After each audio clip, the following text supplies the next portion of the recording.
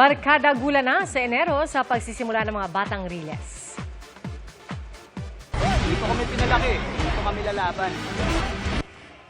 Present sa media conference ang cast na sina Miguel Tan Felix, Kokoy De Santos, Bruce Roland, Rahil Birria at Antonio Vinzon. At full support din ng GMA Network Entertainment Group sa panguna ni Senior Vice President Lilibeth Rasanable at iba pang executives.